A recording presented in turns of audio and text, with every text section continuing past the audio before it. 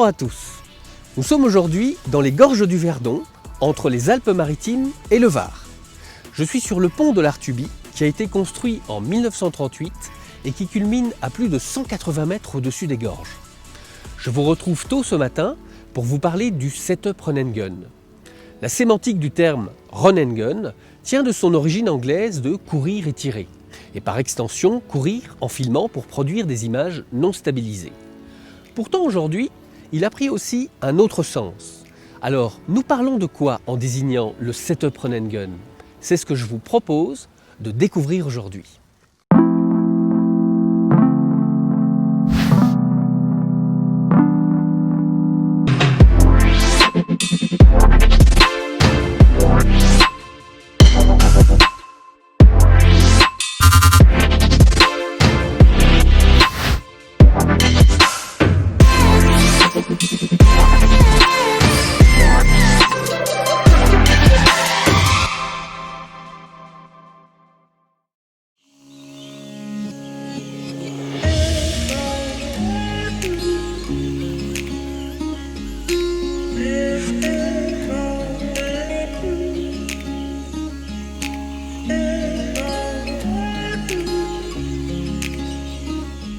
Le Verdon prend sa source tout près du col d'Alos et parcourt la région sur près de 175 km. Par l'édification du barrage de Sainte-Croix, la grande plaine des Salles du Verdon est devenue le lac de Sainte-Croix. Les gorges du Verdon constituent sur une bonne distance la frontière entre les départements du Var au sud et les Alpes de Haute-Provence au nord. Tout ça dans la région Provence-Alpes-Côte d'Azur. Vous voyez les gorges qui peuvent passer les 700 mètres de profondeur et les 100 mètres de large par endroit.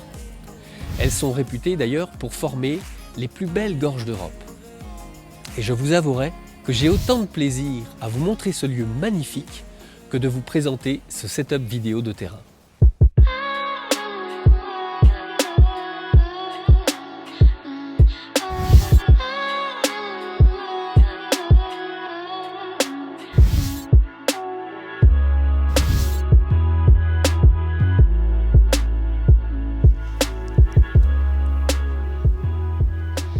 En fait, le terme run and gun vient du basketball, tirer et courir. Il a ensuite été repris dans le monde du jeu vidéo dès que la technique a permis de produire des jeux et des manettes autorisant le joueur à commander aux personnes de bouger et de tirer dans tous les sens. La caméra qui bouge de façon irrégulière prend du galon avec le temps et se démocratise. En général, les plans en caméra tremblée sont réservés aux séquences d'action, de violence, de combat, de fuite ou même de course, tout ce qui demande de bouger en tenant compte des obstacles de l'environnement immédiat.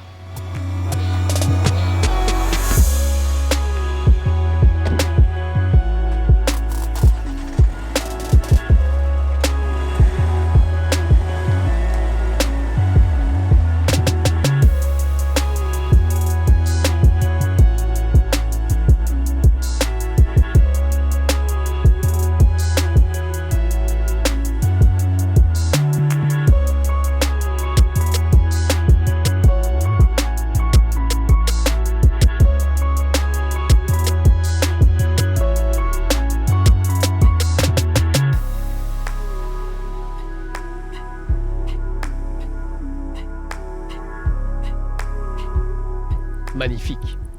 L'expression run and gun se banalise de plus en plus avec l'émergence des créateurs de contenu vidéo sur YouTube.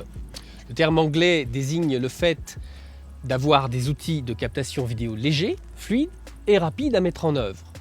Il est donc progressivement détourné de son sens originel pour l'utiliser à la fois comme un kit technique, mais aussi comme une façon de filmer. Il s'agit là de trouver des outils et des pistes d'amélioration qui permettent de gagner en efficacité et en rapidité. L'idée fait son chemin et le terme de setup run and gun prend sa place dans un jargon audiovisuel désignant un matériel vidéo compact, léger et surtout mobile. Regardez, je suis dans un environnement public. Je marche, je parle, je parais totalement libre de mes actes. La lumière est bonne, l'image est sympa et le son de ma voix est parfaitement audible et clair. C'est magique? Non, c'est technique. Alors comment réalise-t-on une telle séquence vidéo? Eh bien en fait, c'est très simple. Il y a 3 paramètres. L'image, le son et la lumière. Alors d'abord l'image. La caméra est installée sur un stabilisateur et tenu par un cadreur. Le stabilisateur le plus connu au début, c'est le fameux Steadicam. Il est muni d'un plastron, d'un bras articulé et d'une barre qui maintient la caméra et l'écran de contrôle. Ce dispositif est un peu lourd, difficile à régler et fait l'objet d'une spécialité. Si le Steadicammer existe encore, c'est plutôt pour pratiquer sur les gros tournages en fiction ou pour des clips en musique. Et encore, de nouveaux engins incroyables ont vu le jour depuis, comme le système Trinity de chez Arri, qui modifie encore le profil de ses spécialistes. Pour un dispositif run and gun, une révolution est arrivée depuis quelques années et ne cesse d'évoluer parallèlement.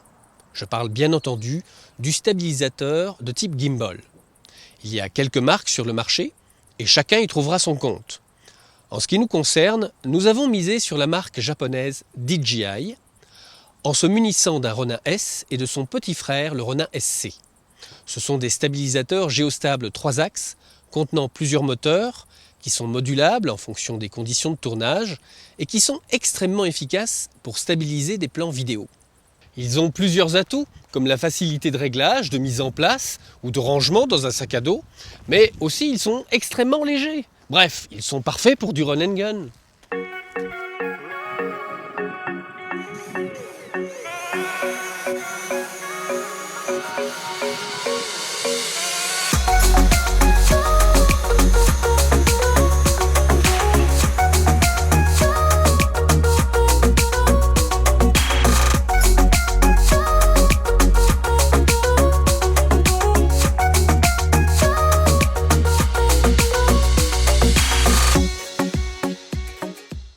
En termes d'image mobile, il y a aussi le drone, avec une licence et l'autorisation de voler, ainsi que muni d'une caméra 4K 60 images par seconde, nous créerons facilement et rapidement une image spectaculaire pour agrémenter un reportage sans ajouter les coûts de réalisation prohibitifs.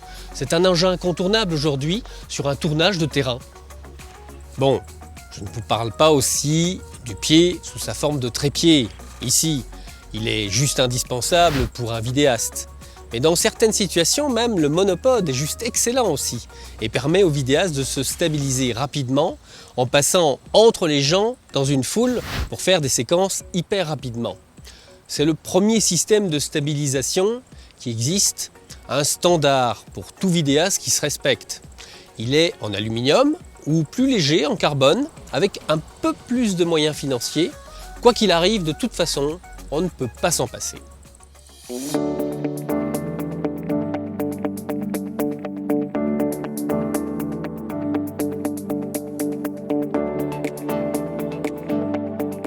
Le son est géré de 2 façons possibles, par un micro-cravate ou par un micro-perche. Le micro-cravate, il a des avantages. Il est discret, il se suffit à lui-même, pas besoin d'un assistant. Il a une portée de plus de 100 mètres pour les meilleurs des micros, mais aussi il a des inconvénients. Il est un peu intrusif, il faut le mettre sur les gens. Il ne fonctionne que pour une personne à la fois, donc il faut plusieurs dispositifs lorsqu'il y a plusieurs personnes à l'écran. Et puis, le micro-perche, lui, en revanche, il a aussi des avantages. Il rend les personnes à l'image autonomes. Il n'est pas intrusif du tout, puisqu'on ne doit pas équiper les gens. Il se suffit à lui-même lorsque plusieurs personnes sont interviewées. En revanche, il a quand même des inconvénients. Il demande une personne de plus pendant le tournage qui s'occupe de ce micro. Il est déporté, et donc l'audio doit être synchronisé au montage. Quoi qu'il en soit, il ne faut jamais négliger ce poste, car même avec de superbes images, sans un son de qualité, la vidéo n'est pas exploitable. Dans le setup Run and Gun, les sons-voix sont terriblement importants, évidemment, mais les sons d'ambiance aussi, pour habiller en sound design la vidéo, qui fait partie d'attentions particulières. S'il n'est pas à ce jour fait sur le tournage, nous sommes bons pour une sortie supplémentaire.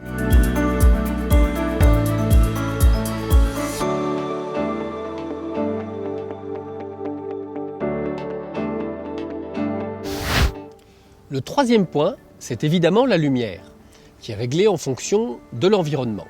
Alors pour cela, nous utiliserons à minima un diffuseur comme celui-ci, qui est aussi un réflecteur. C'est un article très important pour éviter quelques phénomènes disgracieux à l'image. Nous éviterons de filmer une personne en plein soleil, comme moi là pour le moment. D'abord parce qu'elle aura les yeux plissés et parfois presque fermés. Et puis ensuite parce que ce n'est pas du tout agréable de parler en pleine lumière solaire. D'ailleurs, je vais installer un diffuseur et vous allez voir la différence.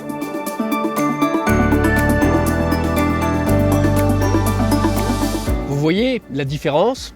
Mon visage devient beaucoup plus doux, mais aussi un petit peu plus foncé. Alors donc, pour parer à ce petit manque de lumière, je vais placer un réflecteur qui débouchera le petit manque de luminosité par une lumière indirecte, et donc par réflexion. Ceci étant, sur certains tournages, on peut aussi utiliser un petit projecteur comme une dalle LED en 30 par 30 cm avec un assistant qui permettra de fournir un soutien lumineux, mouvant et favoriser un bon résultat à l'image.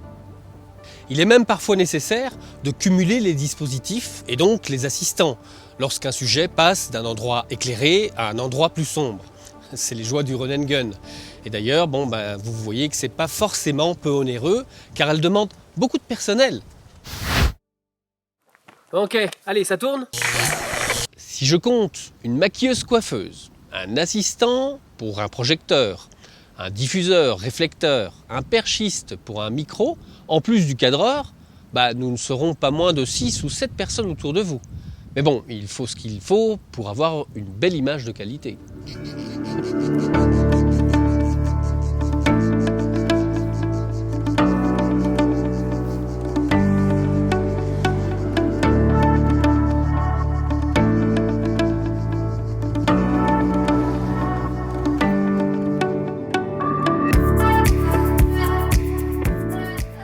Il faut surtout bien repérer les endroits où le tournage sera facile et rapide à réaliser, car il faut comprendre que nous devons produire et que le temps nous est souvent compté. Le cumul des prises avec des dispositifs différents rend le sujet plus attractif et plus esthétique.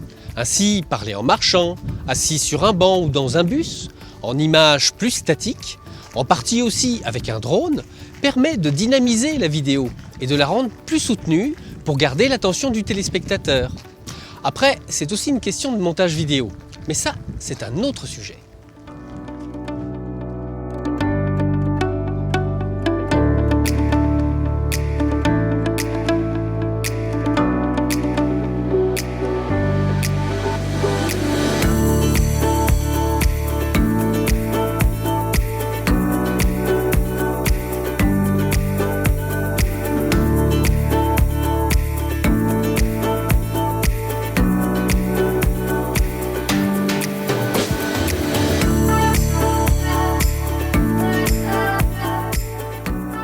Pour aller plus loin et plus vite, voire même plus qualitatif, nous pouvons utiliser deux angles de prise de vue.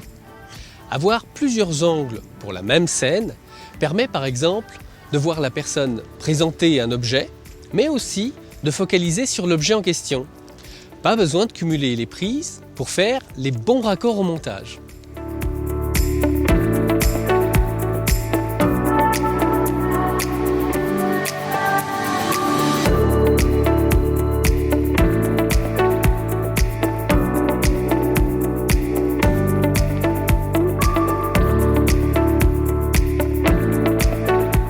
Alors pour clôturer ce tournage dans ces conditions excellentes, je vous dirais tout simplement que tourner en run and gun, ce doit être léger en matériel, mais pas forcément en personnel.